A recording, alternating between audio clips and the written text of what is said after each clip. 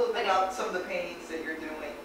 The one I like the most is one that's not for sale or auction, the blue paint at your house. That's probably my favorite too. Yeah. What's closest to what I think I do best, but like the whole layering and texture. Yeah, and the wateriness, and then there's always usually surprises hidden. You have to sit, you know, and look at it. Maybe a second glass of wine, go, wait, I didn't see that. At least from what I'm told. So. Right. Or are you one of those people who kind of gets up in the middle of the night and has to go to the painting? Yeah. Okay. Sometimes. Yeah.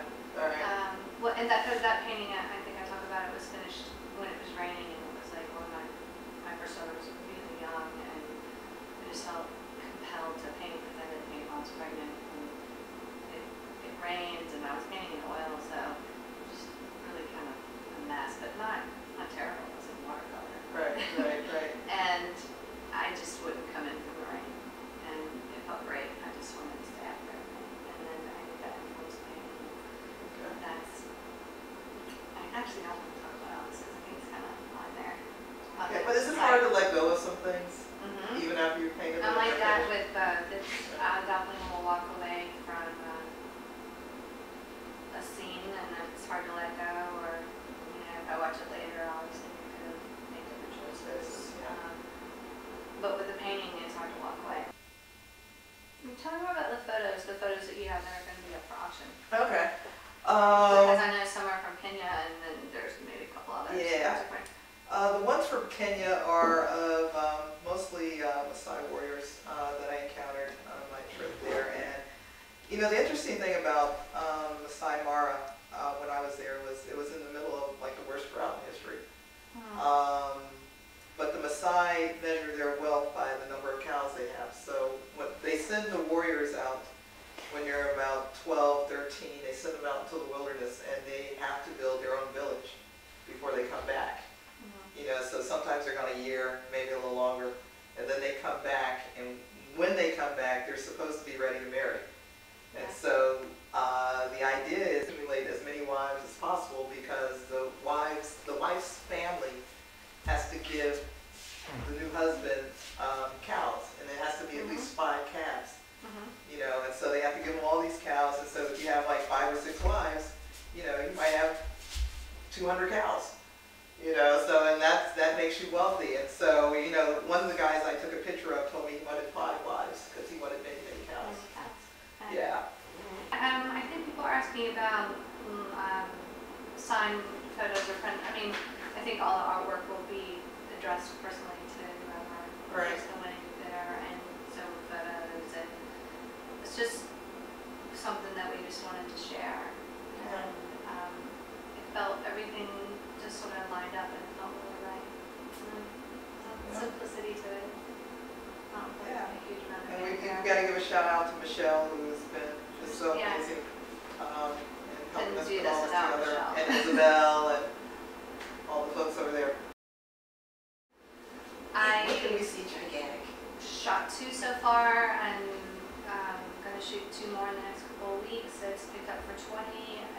I'm just happy to be working with Marty Noxon.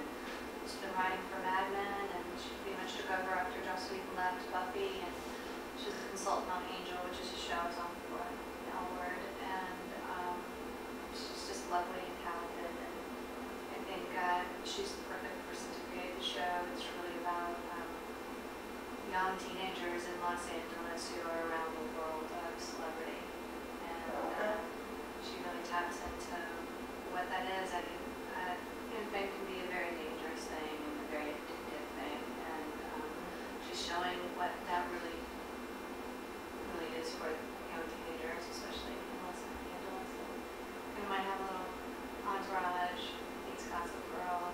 Okay. Just this is the plug. And my character was kind of like a one-hit wonder rock star. Used to be kind of like maybe like a bullet in a car. Who I used to love. And she's struggling to raise her teenage son in the midst of a lot of materialism and a lot of celebrity obsession. And she's doing it the best she can. She doesn't have any support. emotionally or financially. She's tough, and she's flawed, and we're just getting started, so let's see how it all gels. But Grace Hammer, Mel Street's daughter, is going to lead, and she's lovely, and all the kids are lovely in it. And Cool. I can't wait to see it. It's January, right? It's going to. I think it airs in January. I mean, I think we're about halfway through the 20, so Okay. I'm not a regular, I'm a recurring, so I'm not there every day, but it's a Right. perfect setup right now for being able to paint and There you go.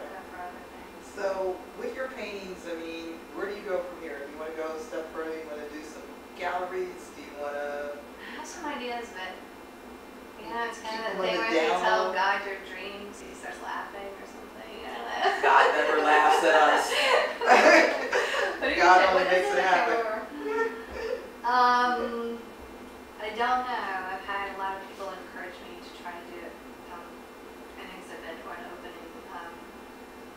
I was so focused on my children during the hiatus of the award because they were, I mean, that's all my hiatuses were. Children, babies. Babies. And adoption. And Okay. just everything's gone really well. So I feel like now I'm in this space where I can take some of those things and push them forward. And now it's just about navigating my time. What do you hope that people kind of take away from this auction? Not so much what we've done, but just from the cause.